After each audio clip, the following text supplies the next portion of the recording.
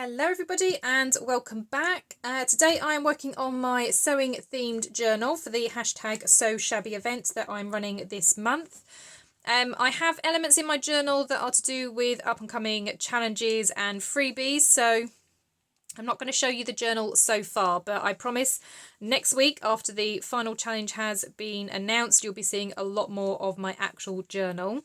But I did want to work on something with you today that's going to go with my journal, and there's going to be two ways that I'm going to do it.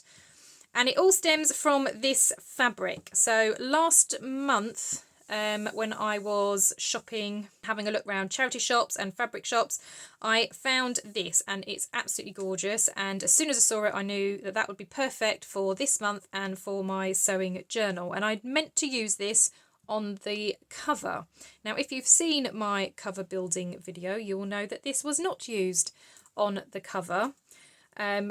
Because I completely forgot all about this fabric. I was very, very good. I'm working in a small craft space now. So when I bought it, I came home and like a very good girl, I put it away in my fabric cupboard and forgot all about it. So it was only when I was digging around for fabrics for my Line.Arrow design team project that I came across this and thought, I need to use it somehow in my journal. So I want to create some envelopes and I'm going to decorate them with the fabric. Now I could make fabric envelopes anyway and maybe just use an interfacing to make it a little bit stiffer, but then I thought, well, I've got other bits laying around that I could be using. So I've got this that was from a card set, but I've used the card for other bits and pieces. So I've got this envelope spare. So I'm going to cover the envelope with the fabric, but I also want to make another one with book pages. So just in case you don't have envelopes, but you've got tons of book pages, I want to show you how to make the same thing from a book page. So I've got this lovely fashionable lady here that I'm going to use. And yeah, let's get started. So the first thing is to gently pull this apart. Now this is a cheap envelope. I think I bought this from the pound shop. There's like 5. And it's a set of cards and envelopes for like £1. So this should come apart pretty easily because they're not built very well. Although this side is glued very well. But normally these do come apart fairly easily. Now it doesn't matter if there's a little bit of a rip to it because obviously it is all going to be covered. But just obviously try your best not to.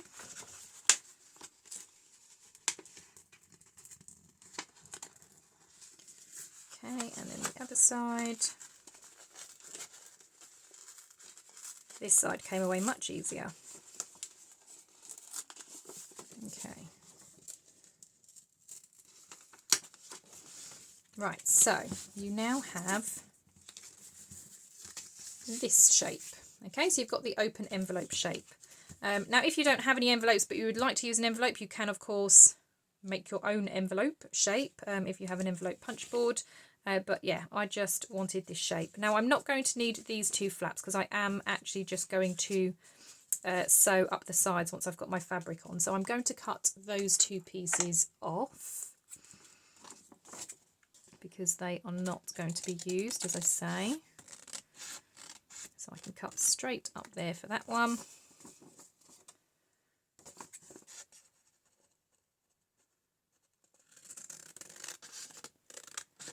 And down there for that one. Right, let's get rid of those.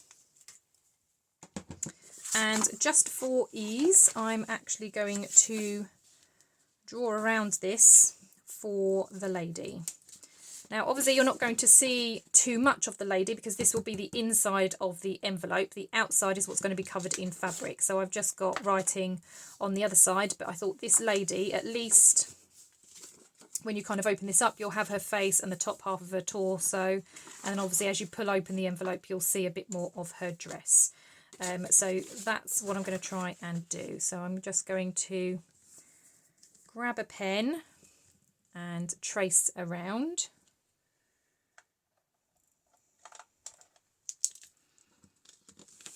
I'm just going to turn it to the side just because it's a little bit easier.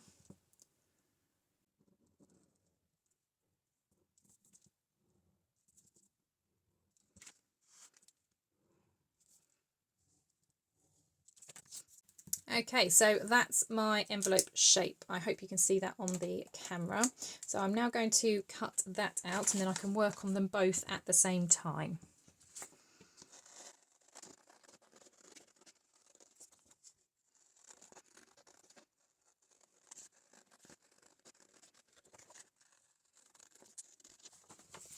Right, okay, so to know where the folds are, I'm just going to line it up as best I can and then fold the original envelope over and then just try and obviously crease the magazine in the same places.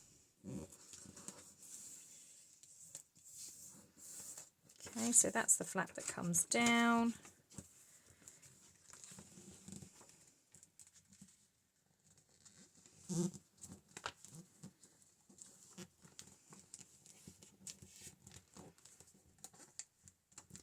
And then that's the flap that goes up.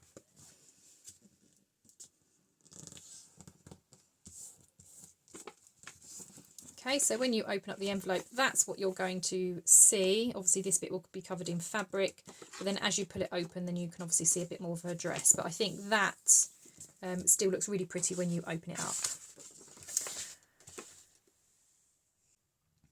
Okay, so the next thing then is to cover these. So I'm going to open this up a little bit more and flip it over.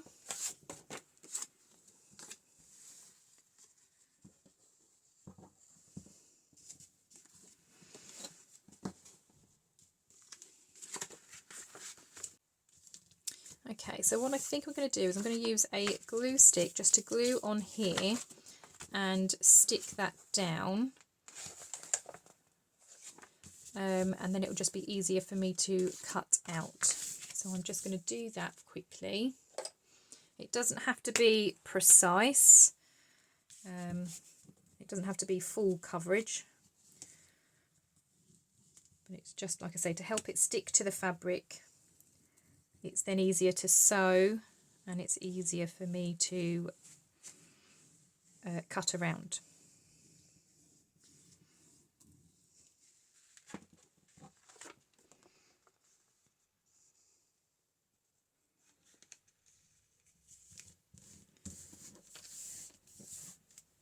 Okay, so I'm just going to flip that over just so I can smooth that out.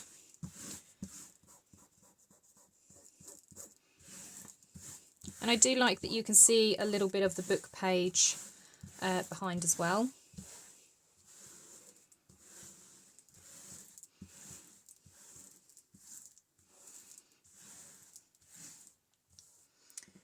Okay, and then I'm going to do the same then with the brown envelope.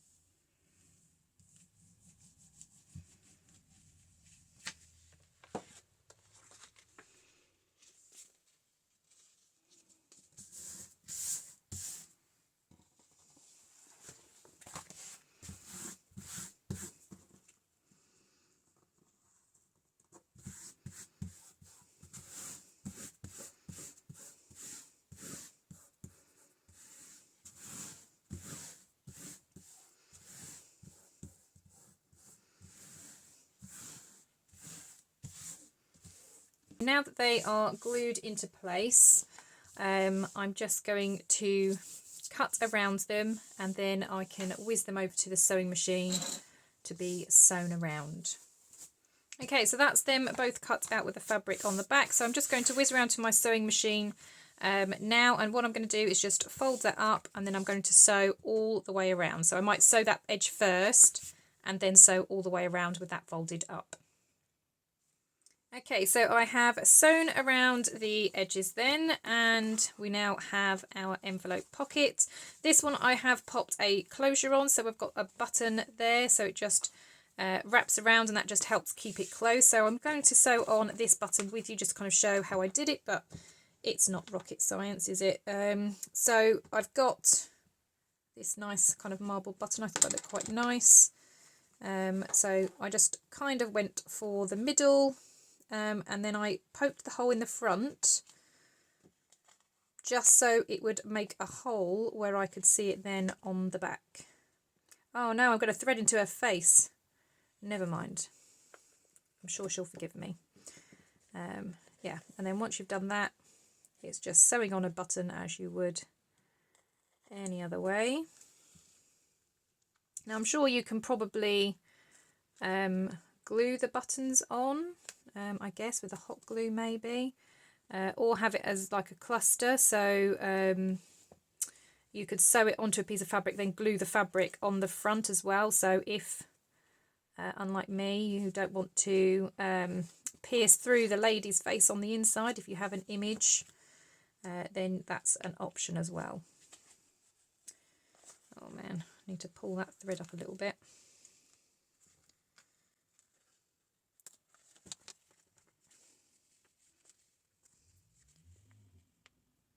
See, this is why I don't sew. It's far too fiddly. There we go. We got there. There we go.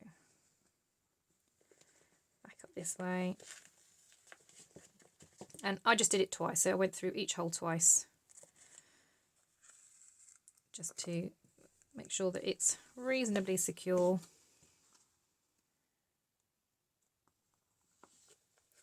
Although you certainly couldn't tell that from me faffing around. There we go. Okay.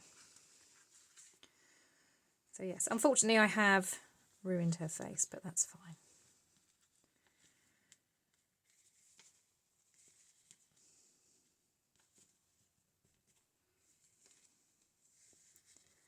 I'm just tying my knot, and then I'll trim my thread.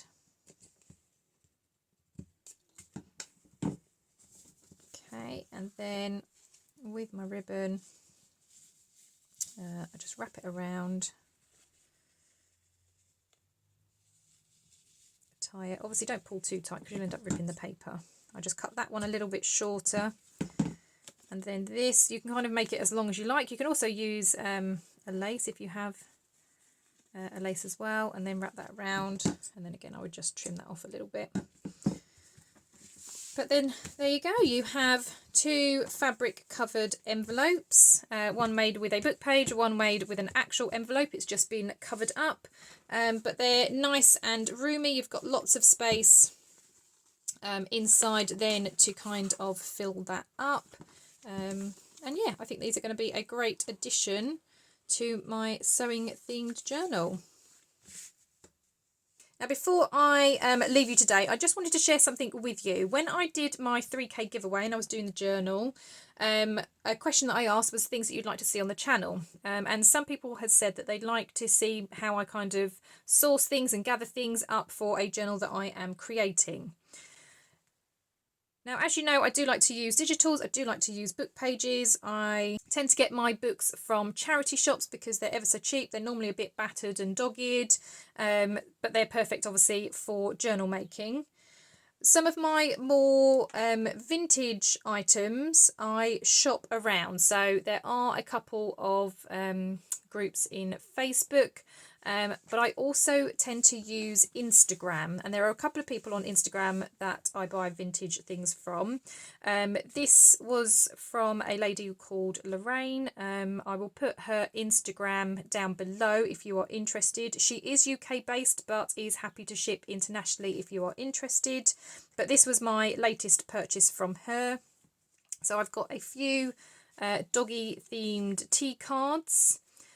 Because yeah, I'm thinking of doing a kind of pet themed journal, but that's for a much later date. I think I've got lots of other things on my list. I got these strips of different receipts. I thought these would be great in a journal as well.